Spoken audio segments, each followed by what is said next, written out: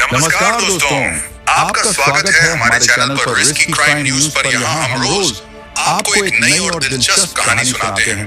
अगर आप हमारे साथ इस चैनल का हिस्सा बनना चाहते हैं तो चैनल को सब्सक्राइब जरूर कर ले और बेल नोटिफिकेशन आइकन को जरूर ऑन कर ले, जिससे आने वाली हर वीडियो की नोटिफिकेशन आप तक सबसे पहले पहुंचे। तो चलिए कहानी की शुरुआत करते हैं।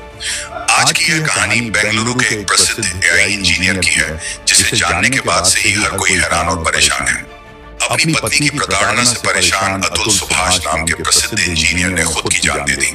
लेकिन अपने इस मौत के पहले जो उन्होंने वीडियो जारी किया, उसमें कई कहानियां वायरल हो रही हैं। ये कहानियां बेहद चौंकाने वाले कई दावे करती हैं। इनमें जहां पत्नी ने पति पर बस अननेचुरल सेक्स के आरोप लगाए, वहीं दहेज मांगने का भी आरोप लगाया था। पति इसकी सफाई देते देते और खुद को सही बताते बताते थक गया। अंत में वह दुनिया से ही चल बसा। लेकिन उसने जो कहानी बयां की वो सबको रुला गई। इस कहानी की शुरुआत होती है यूपी की जौनपुर की निकिता सिंघानिया नाम की एक लड़की से, जिसकी मुलाकात मैट्रिमोनियल साइट के सहारे बिहार के अतुल सुभाष नाम के युवक से होती है। दोनों ने शादी कर ली और महज कुछ ही सालों में दोनों को एक बेटा हुआ। बेटे के साल दर साल बढ़ने के बीच ही दोनों में अनबन शुरू हो गई और साल 2024 आते आते अतुल ने पत्नी निकिता से परेशान होकर अलग होने का फैसला कर लिया। लेकिन आरोप है कि पत्नी ने अपने मेंटेनेंस के नाम पर पैसे ऐंठने शुरू कर दिए थे। अपनी मौत से पहले अतुल ने 23 पन्नों का एक नोट लिखा था। इसमें उन्होंने अपनी पत्नी, 7 साले और पत्नी के अंकल पर गंभीर आरोप लगाए हैं।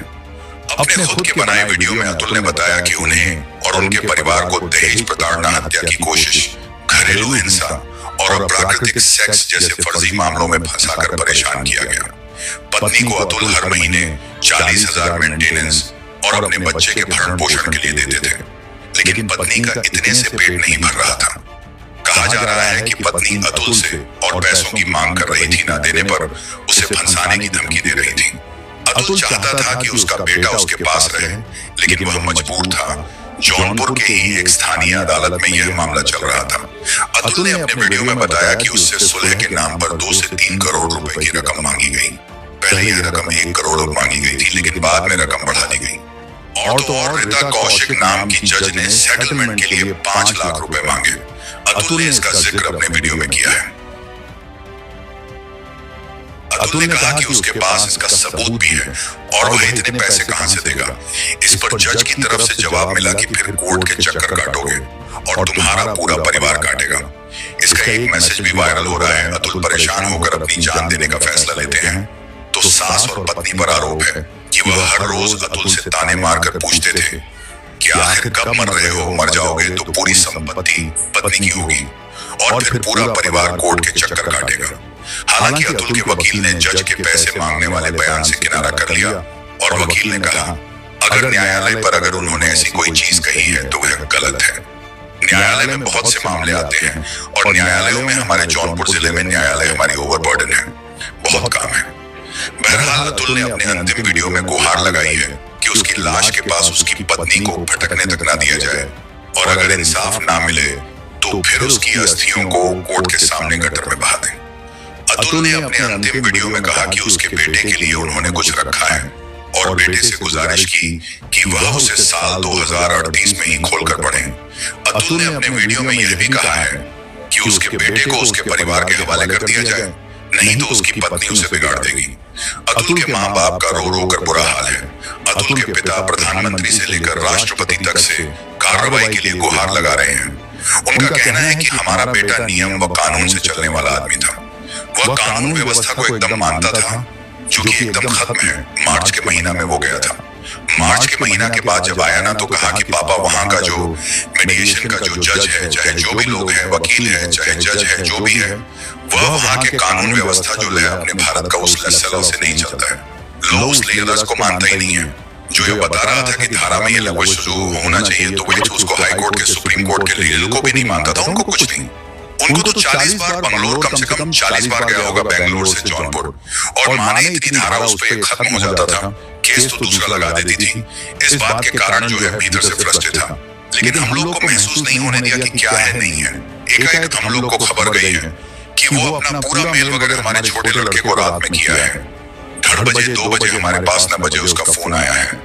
उसके बाद हम लोग कैसे कैसे करके वहां से पटना है, एयरपोर्ट पटना से ब्लोर पहुंचे। 4 बजे शाम में एकदम 100% सच है, 100% सच है। उसमें एक आध इल्जाम छूट गया हो तो भले, लेकिन जितना इल्जाम को याद होगा उतना लगाया तो एकदम सही है। मैं ये कहना चाहता हूँ कि जैसे शहीद भगत सिंह ने देश को जगाया था, मेरा भाई भी कुछ ऐसा ही करना चाहता है कि लोगों को जगाना चाहता है कि कैसे परेशान किया जा रहा है, कैसे लोगों को शादी करके बर्बाद किया जा रहा है, या तो वे बर्बाद हो जा रहे हैं या अपने आप को ऐसे छोड़ के चले जा रहे हैं अपने लोगों को इस दुनिया से ही। इवन इन सुसाइडल नोट उसने अंतिम इच्छा ये लिखी है कि अगर मैं सिस्टम से और इन सब चीजों से जीत गया तो मेरी अस्थियां गंगा में बह जाए। अगर मैं इस सिस्टम से हार गया तो कोर्ट के बाहर जो गटर हो उसमें अस्थियां बहा दी जाए। मैं उनका चरा भाई हूँ और वो मेरे चाचा के लड़के थे। उनका घर यही पूसा रोड बाजार में है। यहीं से पढ़ के वो इंजीनियर बने, बंगलोर में सर्विस कर रहे।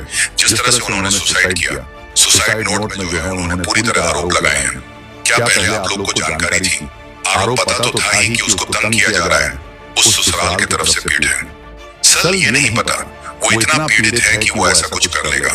आप लोगों से बातचीत हुई थी जिस दिन वो एक्सपायर किया। उस दिन 10 बजे मैं अपने मम्मी और पापा से बात किया, अपने भाई से बात किया। अच्छा इनके पिताजी पर केस था तो आप लोगों को जानकारी था केस के बारे में, फैमिली केस था। तो केस लोग लड़ते हैं तो उसकी जानकारी क्यों रखिएगा? लोग सब अपने अपने काम में अपने अपने लोग लगे हुए हैं, अपना केस देख रहे हैं। ऐसा केस तो मर्डर केस तो था नहीं। लोग उसकी जानकारी रखता फैमिली में वो केस की हुई थी, दहेज बना गाना कर रहे हैं। पता किसकी हुई है क्या? शादी कब हुई थी? 2019 में। मेरे बच्चा को इंसाफ दिलवा, मेरे बच्चा को इंसाफ दिला दीजिए। मेरे बच्चा कोला देखना दिलचस्प होता है कि इस कहानी में अतुल के जो आरोप है उन पर क्या कार्रवाई होती है, या फिर अब किसी अगले व्यक्ति के अतुल बनने तक का इंतजार किया जाता है।